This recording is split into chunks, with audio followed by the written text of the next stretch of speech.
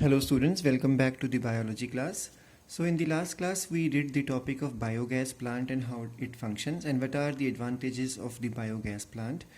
We learned that biogas is a mixture of gases. Basically it has a greater concentration of methane along with the carbon dioxide, some variable amount of hydrogen sulfide, traces of oxygen, even carbon monoxide, nitrogen, or you can say dinitrogen as well as dihydrogen.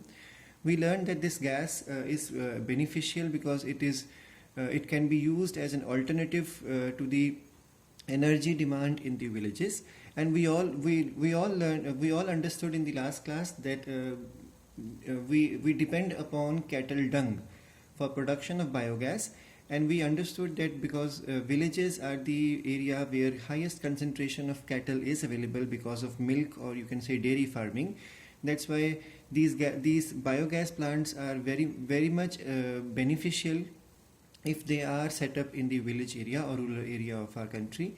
We learned that there are some microorganisms which are called as Archaebacteria, and we learned that there is a class of Archaebacteria which is called as Methanogens, and Methanogens are able to synthesize methane gas when they grow in anaerobic condition on the raw material, which is basically the cellulosic material.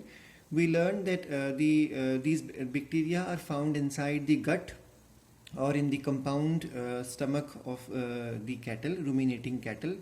We understood in the last class that because these microorganisms are inside the gut, so they, along with the waste material or fecal matter, they come out along with the fecal matter. And now if they are shifted into a chamber called as biogas chamber, then definitely these microbes will start working in the anaerobic condition provided to them, and then slowly they start decomposing it, and then finally methane gas, or you can say a combination of gas which is called basically as biogas, is synthesized. We learned in the last class that the biogas plant consists of a concrete tank which is 10 to 15 feet deep, and then it has one way for the slurry. Slurry is a mixture of cow dung and water to be added, and the other way is for removing it in the form of sludge.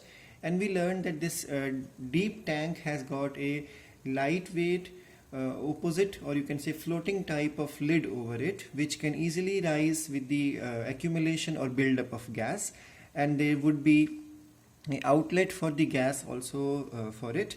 Now this whole concept was developed in India by IARI, that means Indian Agriculture Research Institute, as well as KVIC, Khadi and Village Industries Commission. We learned that cow dung is largely available in great amount in rural area because cattle are used there for varieties of purposes. So biogas plants are more often built in the rural area, and we learned about the various benefits of using a biogas plant. We learned that biogas plant is able to store a good amount of energy inside, because bigger the chamber is, more gas can be accumulated inside, and then it is more efficient as well as economical. Plus because cow dung otherwise creates nuisance because of smell, and then it becomes a breeding ground for pests and insects. So if the whole cow dung is shifted into the tank, then obviously hygiene is better maintained in the villages. And then another point is that there won't be any smell in the village, and the good thing that the leftover, which is called as the sludge, can still be used as manure, and the manure is not going to smell at all, because cow dung does smell, but the sludge is not going to smell at all. So it becomes an eco-friendly and pollution-free source of energy, and it can be used for heating, cooking, lighting, power, so just like an alternate source of energy. And we also understood that the whole concept involves the undigested food material left inside the gut of the animal. So what exactly happen is that there are facultative anaerobes, which are decomposing anaerobes, which bring about enzymatic breakdown of the complex organic compounds into simple soluble compounds, and then these monomers are fermented into organic acids, and finally acids change into methane gas.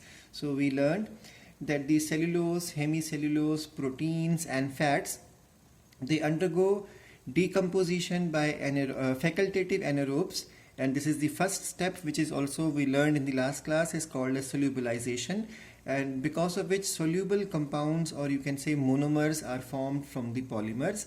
And then second step is the monomers or the soluble compounds undergo acidogenesis with the help of fermenting microbes, and then these organic acids formed undergoes methane formation with the help, or you can say methanogenesis, with the help of methanogenic bacteria, and finally biogas is synthesized in this step.